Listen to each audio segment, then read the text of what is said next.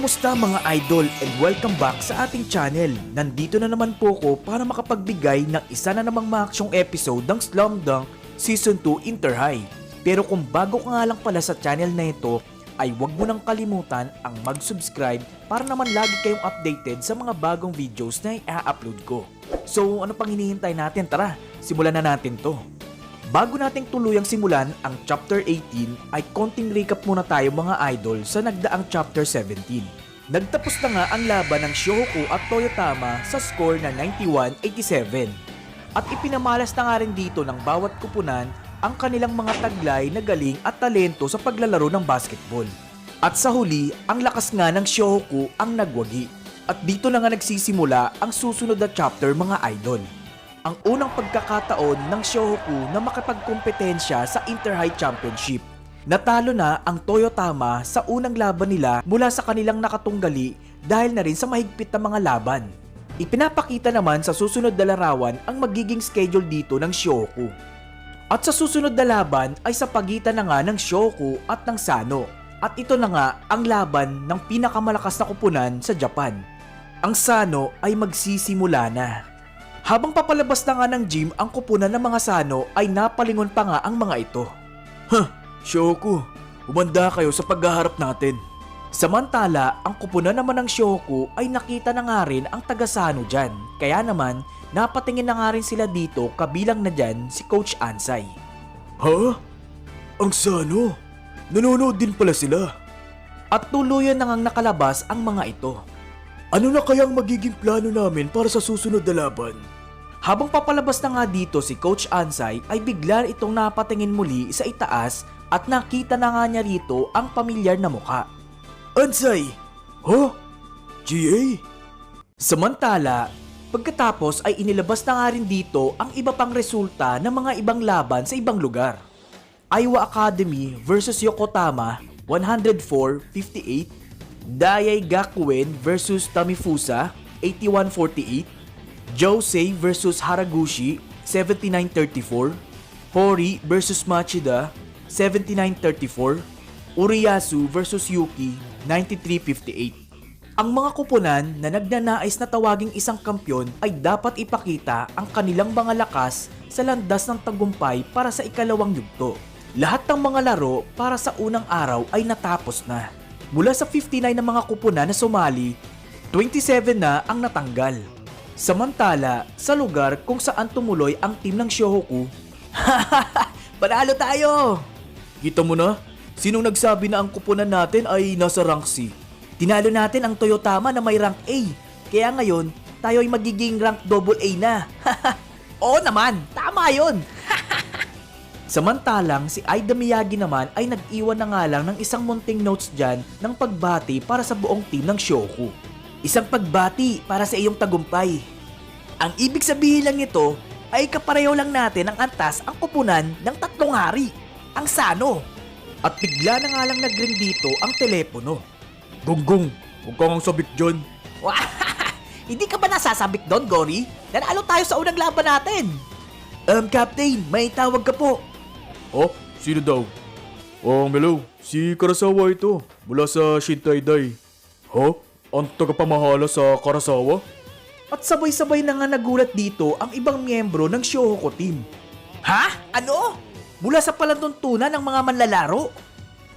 Una sa lahat ay binabati ko kayo sa inyong naging tagumpay sa inyong unang laban. Subalit ang totoong laro ay mangyayari pa lamang bukas sa Kagi. Ang galing naman yan! Shintai Dai, Diyos ko. Hindi ba sila ang numero 1 ng kupunan ng kolehiyo? Habang si Sakuragi naman dito ay hindi maintindihan ang sinasabi ng kanyang mga kasamahan. Ang galing, nagawa mo na talaga, Captain. Ayos ito pero bakit hindi akong napili? Ang lakas ng Sano ay hindi talaga mahulaan. Sa kabilang banda naman, una sa lahat ay dapat malaman muna natin kung sino ang ating kalaban. Ano ba ang kanilang mga lakas? Ano ang kanilang mga kahinaan? Kung paano sila umatake? Kung anong libangan nila? At ang kanilang mga personalidad sa tuwing sila ay maglalaro. Dahan-dahan nyo silang panoorin at pag-aaralan. At tuluyan na nga binuksan dito ng kanilang coach ang telebisyon. Markahan nyo ang bawat pagkilos nila. At nag-umpisa na nga panoorin dito ng mga taga Sano ang mga nakaraang laban ng Shohoku team. At habang nakatayo sa labas ng room, ang coach ng Sano ay may bigla na nga lang dumating dito. Si Coach Domoto oh. Wow, kahit ang makakaharap nyo ay hindi kilalang koponan kagaya ng Shohoku ay hindi pa rin kayo nagpapahinga. At ang ganitong katapangan ay ipinapadama sa akin na ang Sano ang magkakampyon ngayong taon.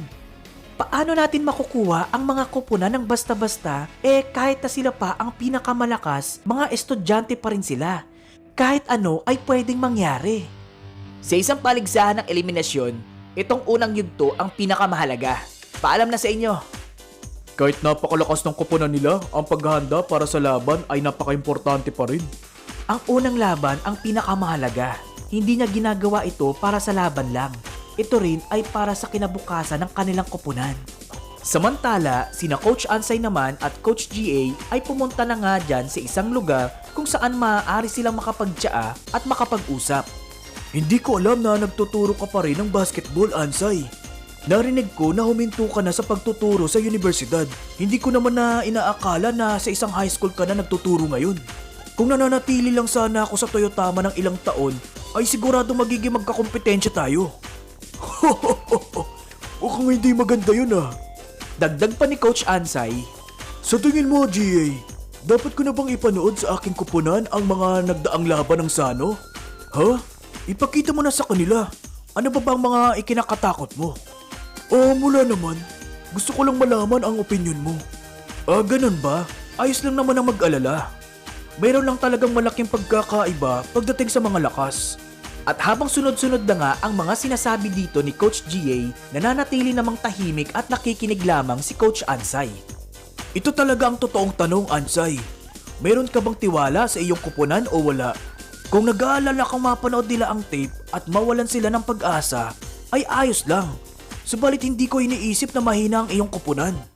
Naintindihan ko. Sa kabilang banda naman, Ha? Ano? Take ang laban ng 3 hari?